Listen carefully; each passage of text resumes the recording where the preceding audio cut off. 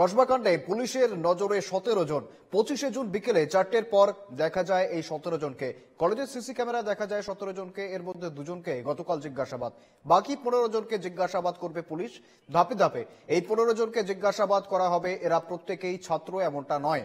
এদের মধ্যে রয়েছেন কলেজের কর্মী, রয়েছেন কলেজের অধ্যাপক সহ নিরাপত্তারক্ষীরা। এদেরকেও জিজ্ঞাসাবাদ করা হবে।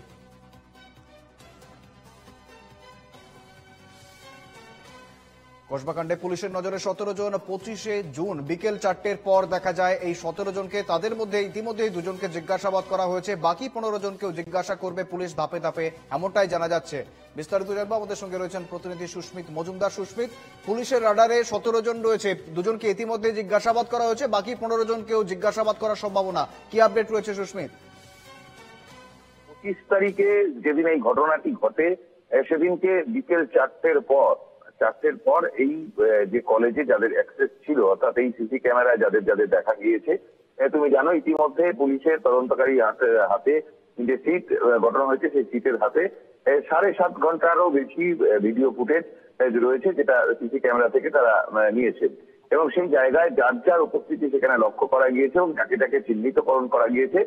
সেখানে অধ্যাপক, শিক্ষাকর্মী বা কলেজের কর্মী বা ছাত্র বা প্রাক্তনী যারাই ছিলেন তাদেরকে কিন্তু 17 জনের একটি তালিকা তৈরি করা হয়েছে। সেই 17 জনকেই জিজ্ঞাসাবাদ করা হবে, যেটা কিন্তু গতকাল থেকেই জানানো ছিল। তবে গতকালকেই দুজনকে জিজ্ঞাসাবাদ করা হয়েছে পুলিশের পক্ষ থেকে। যে তাদের থেকে কি তথ্য উঠে এসেছে সেটা কিন্তু এখনো পর্যন্ত তদন্তের সাথে পুলিশ জানায়নি। তবে আর বাকি 15 জন, তাদেরকেও কিন্তু ধাপে ধাপে জিজ্ঞাসাবাদ করা হবে, যেমনটা পুলিশ সূত্রে জানা যাচ্ছে।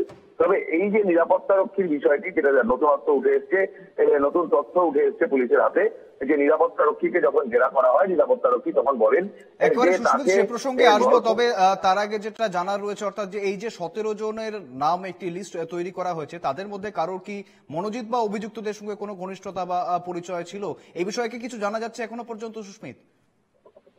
দেখো, এই কলেজের যারা ছিলেন, অর্থাৎ কলেজের যারা অধ্যাপক বা শিক্ষক, যারা কলেজ কর্মী বা যারা কলেজের ছাত্র, প্রত্যেকের সঙ্গেই কিন্তু মনোজিতের যোগাযোগ রয়েছে এবং প্রত্যেকেই কিন্তু মনোজিৎকে চিনতেন। তার কারণ হচ্ছে তিনি যথেষ্টই কলেজের উপরে যথেষ্ট প্রভাবশালী ছিলেন এবং প্রত্যেক দিন তিনি এখানে আসা যাওয়া করতেন এবং এখানে কর্মী ছিলেন, এবং সেই কারণেই তাকে সবাই তাকে জানতেন এবং সবাই তাকে চিনতেন।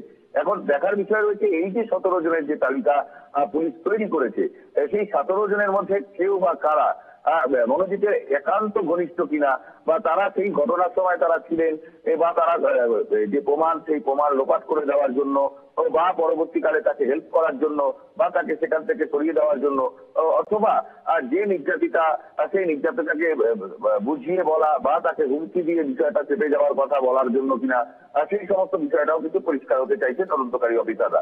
আর সেই ক্ষেত্রে দাঁড়িয়ে যে 17 জনের তালিকা তৈরি করা হয়েছে, সেই 17 জনকেই কিন্তু একাধিকবার জিজ্ঞাসাবাদ করা হতে পারে, এমনটাই কিন্তু পুলিশ সূত্রে জানা যাচ্ছে। বেশ সুস্মিত, তুমি সঙ্গে থেকো।